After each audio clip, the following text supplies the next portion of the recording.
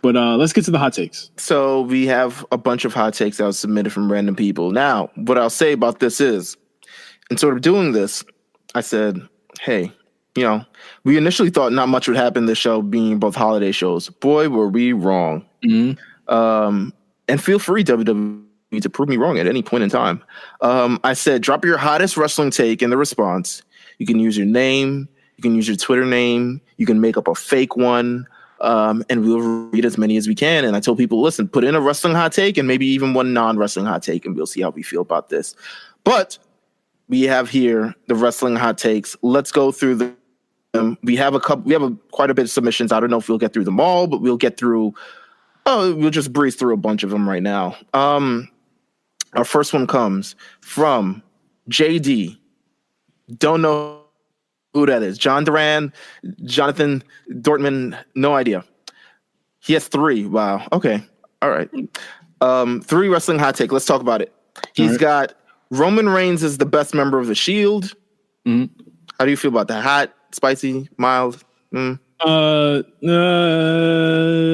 Well, let's put this in perspective. Let's unpack this. Okay. Okay. So of the 3, I have to say that, and I think you could probably agree with this. I think we've even said it, that all 3 guys in the Shield are better when they're together. Yes. I think they're all better. I think Roman Reigns is a once-in-a-lifetime superstar. I think Seth Rollins is great. I think Dean is great on the mic, and I think he has a great character. But I think they become something different when they become cooler when they're all 3 of them are together. Is he the best? I'd say that, honestly, Seth has probably given us better performances in the trio, to be honest. Who do you feel like is the best overall? Overall, Roman. Roman. Oh, I think we all agree that Dean is dead last. No, Dean is last, 100%. Now, I'm trying to think. Yeah, I guess it would be Roman to me. Roman Reigns is the best member of the Shield. I'm not sure how much of a hot take this is. It's probably very hotly contested. I've seen it before. Okay. A lot of people think that it was like 2013 Dean or some shit. And I'm just like, nah. His second one is Cody Rhodes would be a jobber if he had not ridden on the elite coattails. I think that's a fact. I feel like that's a fact. I think that it's 50% a fact, 50% not. I think he was still garnering a lot of money on his indie dates, but I think that the elite extended his shelf life on the independents as opposed to thing. It definitely did. Yeah, of course. It because I don't know how long he was going to get away with wrestling as Cody and just Cody and doing Cody things. Like after a while, we would have been like, all right, well, he would have, I guess, dyed his hair blonde and then did some wild shit, right? He would have been Adam Rose on the Indies. Yeah, or something along those lines. So, that's I agree with that. I agree with that take. 3, looking back, John Cena is indeed the greatest of all time. Yes. The greatest of yeah. I mean, yeah, it's true, but is it a hot take? I don't even. You know what? In 2016, I think this take had kind of built itself after Cena's last full run in the WWE, where we were officially just saying like, okay, this guy's the greatest. Like, Yeah, John Cena. I would say John Cena. I would say John Cena is the greatest of all time. He's done it for longer. He's made than anyone. Yeah, than anyone in his position. He's one of the most decorated. Has had a lot of fantastic matches. Dare I say he's made more money, or I don't want to do this without without the numbers in front of me, but dare I say he might have made more money than all those guys. Maybe, potentially.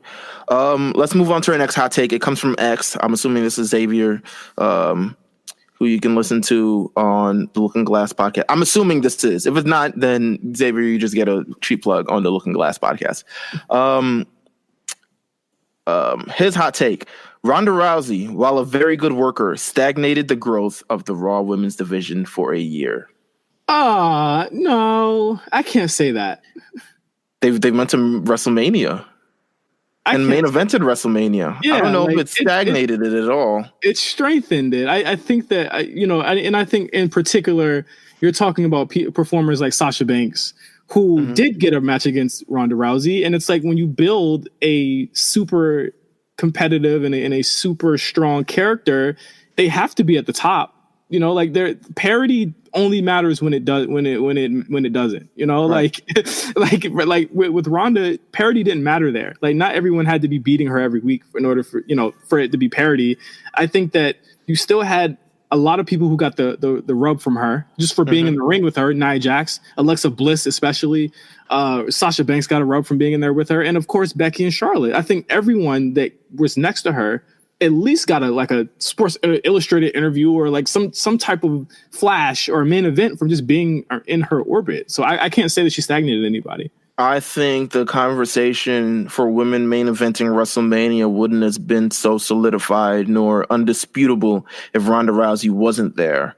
Some workers, yeah. Did everyone become women's champion after she became? No, but that was something that also happened. I mean, it's also happened with Alexa Bliss. Like, you could argue if that was your case, then Alexa Bliss would also have stagnated the division for just how long she was champion through various brands and things like that. But I couldn't say Ronda Rousey is. Definitely a hot take. His non-wrestling hot take, which this confirms to me that Xavier he says, finally Rich is better than Barter 6. So no, it's not. That's not that is not a hot take. No one shout out to Chicago. Nobody agrees. I'm so tired of you Chicago motherfuckers. Okay? I'm so tired of y'all. Our third one comes from Antonio Salgado. He says, wrestling hot take. Daniel Bryan is a top 5 wrestler in WWE history. History, not ever. Not right now. History. WWE history, period. End of date. All 50-something years. So think about, and this is going to be real interesting as we come to the start of a new decade. Does The Rock and Stone Cold and Bret Hart, are they still in like people's top 5s right now? So, all right. So this all depends on what we define as wrestler, right? Is this wrestler like best in-ring performer or best overall wrestler?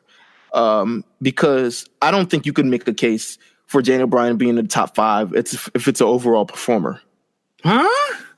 Overall perform on the mic work and everything? No, I don't think you can make a case. I could find 5 people better than him. You tripping. You were legitimately tripping. He's one of the best people on the mic in the company. Did you see his run this year? Yeah, right now. That's what I'm talking about. Did you see his top 5 of all time? Even when he was a babyface. What are you talking about? Of all time? Yes. Of all the times. Of all the time. I would put him over Bret. Yeah. He's better than Bret Hart. I would say, I would agree he was better than Bret Hart. But Bret Hart isn't in my top 5. Shout out to Greg, but sorry. I don't think that he's better than Rock or Austin yet, but I think he's better than like a lot of people that like. I think he's up there with Shawn. He's up there, but so there's Shawn. I also think AJ is up there. Austin. With Shawn. There's Shawn. There's Austin. John Cena. John Cena's my number one. Like, yeah, there's a definitely. I mean, Bret was part of an era as well.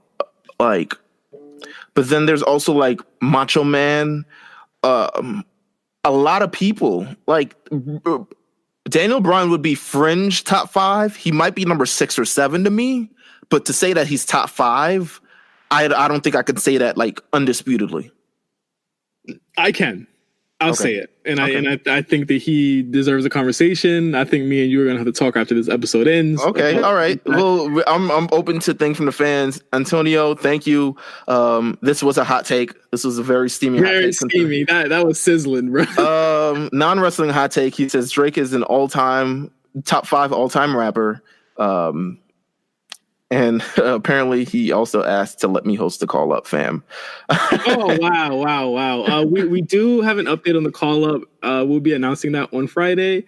But if you do want to have your own show on the A Show Network, please let us know. I know a lot of people have reached out to me. All I need is just a demo, just like a pilot episode for whatever you want to do. And we're doing background checks now. Yeah, and we have to do background checks. So. Just a saying. Another hot take. It comes from @Commander Chrissy. It says Bayley will go down in history as the greatest women's wrestler of all time. Whew. Nah. Nope. That is nah for me. Commander Chrissy, that was a very hot take. I'm not even the hottest take. Unfortunately, nah. I mean, Bailey's good, but the greatest women's wrestler of all time. I don't. Who she's in the same era as Charlotte Flair. By the damn, like she's right there. Like and Sasha Banks also right there. Who do you think is Bailey is better than? Bailey's better than Ivory. Bailey's. What are you talking about? Like, if we're doing like a top 20, top, where would you rank Bailey in like a top something for women of all time? Like, is it top 5, top 10, top 15, top 20? 20. I'm sorry, Chris Novak. It might be like legitimately might be like top 30 for me. Like, it might be. It might be top. No, it might be top 20. It might be top 20. Might be top 20. Maybe top 25. Yeah, it's Bailey is the best. Nah, people are right there. Yeah, you can't do that. Asuka's right there, man. Like, there's a lot of people in her generation giving her a run for her money right here as we're existing right now. Next hot take we got from Ryan. It says the Iconics aren't even remotely entertaining. Oh, I'm not a fan of this. I'm not a fan of that. I'm not a fan of this. The Iconics send me to Chuckletown every time they're on TV, which is not a lot. Well, not a lot lately, which is weird. Because they had that Japan thing where Asuka and talk about it on. They didn't even show it on the fucking show. Is it happening at Extreme Rules or not? It's probably a kickoff match, to be honest. Oh my god! But Iconics are very entertaining. You guys are just wow, Ryan. I can't believe you. I can't. That's a crazy hot take. But I could. Here's the thing. It's a hot take that I don't agree with, but I could see why he thinks that because their type of humor is very much ingrained in them trying to be a meme. I think Billy Kay is legitimately funny. No, but I mean, like they know that they're gonna get memed. They know it. Like a lot of comedies like that. Now, hell yeah. No, I feel like Billy Kay comes from like she's like an old Mad TV cast star. Like that's her type of funny to me. Like she could be in a sketch comedy. I believe so. Like she's funny. Payne Royce is like funny at Jace. Yeah. But Billy Kay is funny. Oh my God. Just add them on Instagram. It's a riot. No, I mean, obviously follow Peyton Royce on Instagram. Yes, you gotta follow Billy Kay too. Billy Kay brings the chuckles. Except when she posts that loser boyfriend she has. This is true. Very loser. Do better. Number 7. All right, we have the name is Black Air Forces. Okay. No, we about to get robbed. Wrestling hot take. Performative wokeness and white guilt are the worst parts of wrestling, aside from smelly fans. The idea that wrestling got woke is dumb, especially when most promotions are owned by billionaires who make way more money than the wrestlers and have ties to questionable people. Yes. This is hot. This is hot. All right. Didn't expect us to go there, but I mean, yes and no. I think that performative wokeness is a problem with wrestling Twitter, which is like it's worse than even hip hop Twitter. I think in a lot of ways, like hip hop Twitter, their wokeness comes from a place of actual wrongdoing because of the racial, the racial implications of a lot of hip hop stuff, and in terms with women, in terms with homosexuality, stuff like that. Like that's a little bit more concrete. With wrestling, it's like it's all shitty. And as far as I'm talking about like white guilt, like I do think that there's like a huge like contingent of wrestling Twitter who like try and weaponize wokeness to take people out. And again, it's like keep the same energy. That's why I say keep the same energy. It's like, if you're gonna have that energy towards WWE, have it for AEW, have it for New Japan, who doesn't even book women. Have it for all these companies that do bad things, and it's just like they're weaponizing it to create another like Stan war. Yeah, and it's the craziest part. Is like none of these companies are clean at all. No. So I mean, I get it, but I do feel as though like some of the wokeness in wrestling is just a little bit too like okay, but you could say that about this other guy. Like I got into a big argument with David Bixenspan last week in the DMs where I kind of just went at him, and we had a private conversation off Twitter where I was just like like my issue with you is that like. You refuse to point out certain things like if I say Cody didn't see color And I use that as like saying, the optics of that is so wrong for employing a company that's going to have African American superstars on it, and your wife is black. That's a bad thing to say. And he was just, I was just trying to say, like, hey, if I had the energy towards him, it just seems like you come in WWE full speed ahead with shit like that, but you ignore other shit, you know? Right. And it's like, you have to understand, like, that matters to me.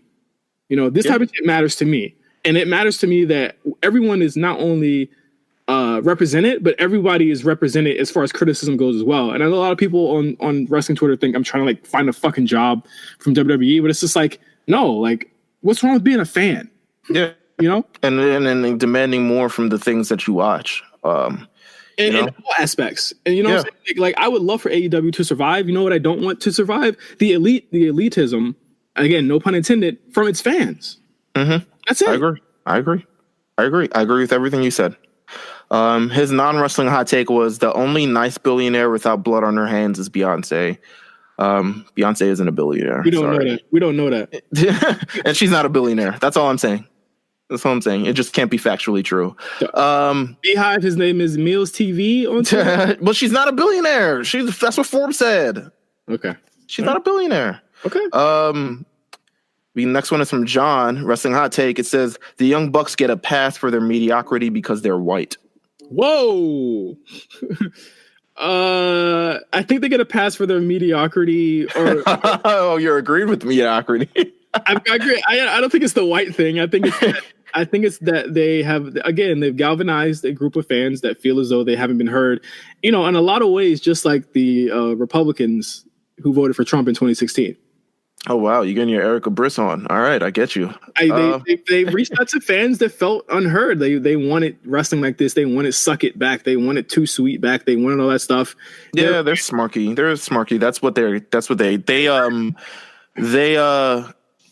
To me, how can I say this cleanly? Maybe I shouldn't say cleanly. I think they massage the balls of wrestling fans who otherwise don't feel it in any other way from WWE. Yeah, even though they get it. That's the funny thing about it, is that they get it. Yeah, they get it, but they don't. His non-wrestling hot take is like, even with these off-season moves, the Lakers will still not win the chip next season. Ouch. I don't agree with that. But back to the Bucks. One more thing on the Bucks. Go ahead, knock yourself out. It's so funny that people think that they're counterculture, but they're CEOs right now, and they're still acting like they're underdogs. Yeah. These guys are millionaires. Stop. They're not underdogs anymore. As far as the grassroots thing that they've been building their careers on, they're not counterculture anymore. They're completely within white corporate culture. I just think it's funny. I think it's funny. Huh. Interesting. Our next, we're going to do a couple more of these. We don't have time for all of them, unfortunately, but I think we can sprinkle them throughout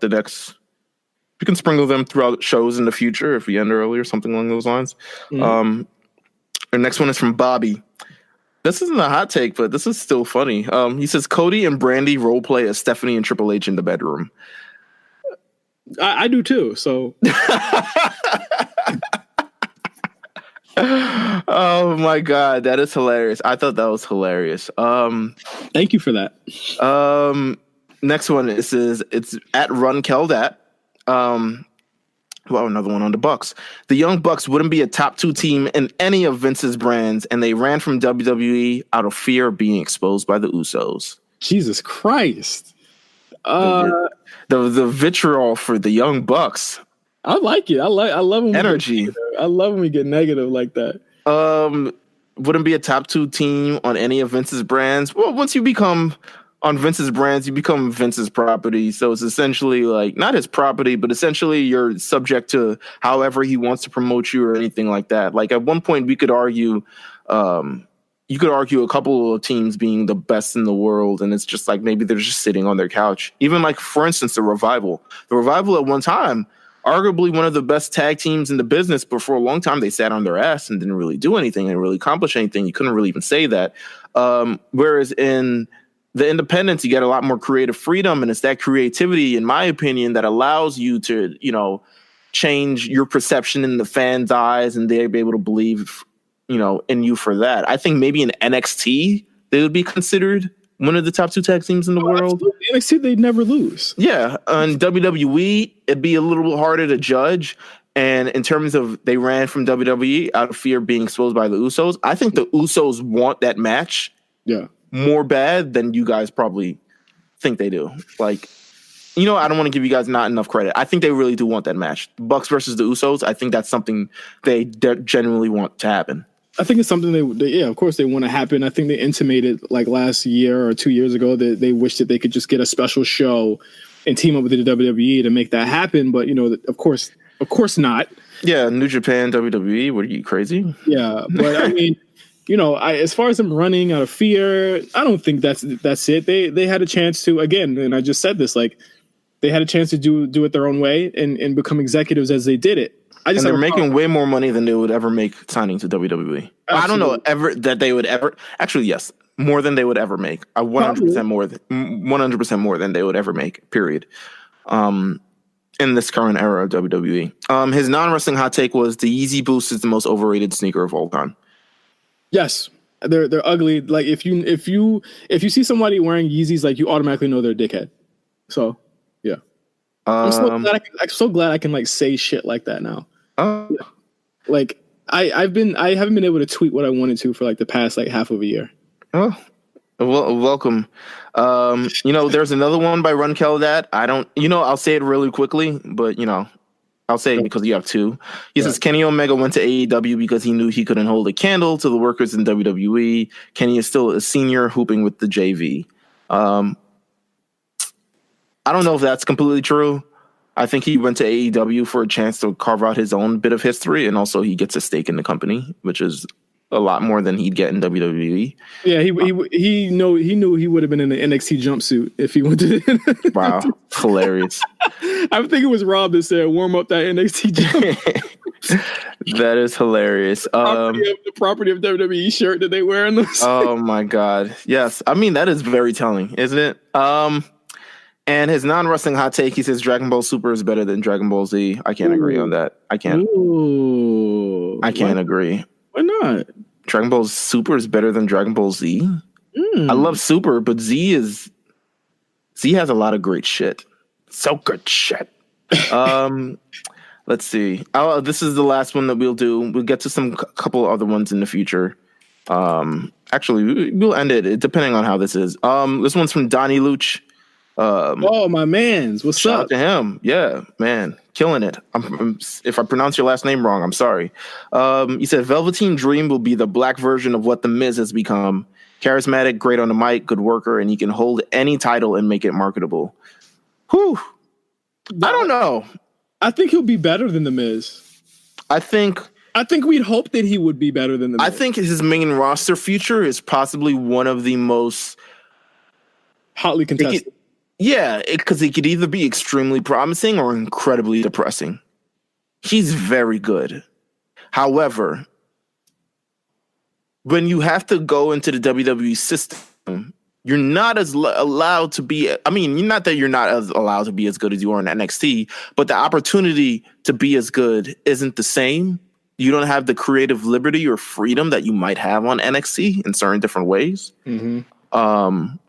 To me, that's the scariest part, is whether he will actually live up to what he did in NXT, or we will just hold his NXT run in infamy and complain. As soon as we get to WWE, we're complaining about how he wasn't used right and everything like that. That's what I'm more so worried about. But I'm very worried about Velveteen Dream. And not that he can't do it, but I'm just worried about how things go on with him, because it's a very interesting character that needs opponents, and not that he needs opponents to thrive, because he's great all on his own, but he's not one of those. You're not getting the best of him sitting backstage or running after R-Truth for the 24/7 title. Yeah, I mean, I don't think we're going to get him doing that. I think hope not. I think that I really do think that is something that Triple H will probably fight for. And I think he's going to fight for Velveteen in probably Undisputed Era more than he probably fought for Sasha, Bayley, Asuka. Well, I think Alistair and Ricochet, they're doing fine. I think he's going to fight for them like way more than he fought for anyone else. I think that is of all, because he's a homegrown talent. He's not from the Indies. You know, he's someone that came up in their system. So, that is a talent that has to be cultivated and treated with care. And I think that what they've been doing lately with his character is that they've been kind of, you notice how like fantastical he was, and now he's back to being like grounded a little bit, and then they'll go back to fantastical. I think they've been trying out what it would look like on the main roster, and that's what they need to do. Like a lot of these NXT guys, they don't translate on the main roster because their characters are only for a small, 1,000 person, arena. Right. Or not arena, but bingo hall or whatever. Like that's what they're for. And it's like they gotta start building these guys out a lot stronger. Do you want to run through these quickly, or do you want to save some for another time? How many we got left? We got about 2, 3, 4, 5, 6, 7, 8, 9 left. Do one and we'll go into the shows. All right, then I'll do one that's it's a notable submission. Comes from Stat Guy Greg. Oh, Stat Greg was popping. He says, wrestling hot take: by refusing to apply valid criticisms consistently across the board, fans are coddling AEW and will be 85% of the reason why they don't exist by 2024. Yes. Yeah. I think that they have rose-colored glasses on instead of thinking in reality. And I think that will hurt the product. I think that when you have guys like the Bucks and Kenny who will invariably slow down as far as in-ring output goes, and they have to build new stars, you'll start to realize that there are very few new stars out there because they have a lot of them are staying on the indies or a lot of them are on WWE. And that when it comes time to it, I mean, Mills, look at their roster now. Right. Like they're building a bunch of white guys and Brandon. Yeah. No, you're right. You're 100% right. And his non-wrestling hot take: it doesn't matter if Trump is impeached or not because we already have to spend the next 30 years cleaning up the messes he made. Yeah, but with Trump, like I feel like a lot of the shit he's done has damaged the American culture. Yeah, and I think that's why we're going to spend the next 30 years cleaning up the mess. Like a lot of the policy shit he hasn't even been able to clear. Like a lot of the shit he's done, like the next president can come in and click the orange switch back on to a lot of the shit. Like they'll just click the orange switch on everything he's done because all he did was like, he's a kid who just came in and just started flipping switches, and all something has to do is just fix the switches. I think as far as like what people think of us, oh man, that's going to take a very, he's right. It's going to take a very long time for us to get over that. Right. Here's what I'll do. What we're going to do is we're going to put this link in the description of the episode. And for all the submissions that we haven't done, we will get to them. I think we can get to a couple over the next couple weeks. We can just like fit them in. We get them in where we fit them in.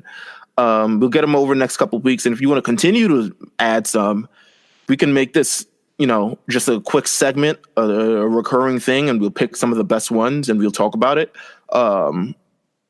But I'm going to definitely put this link in the description of the episode and, just keep submitting. We're going to get to all of these. Trust me. We're going to get to all of them. As hot takey as they are, we didn't get to all of them, but we got to the first couple that were submitted. We'll get to all of them. Yeah. Thank you guys so much. Thank you guys.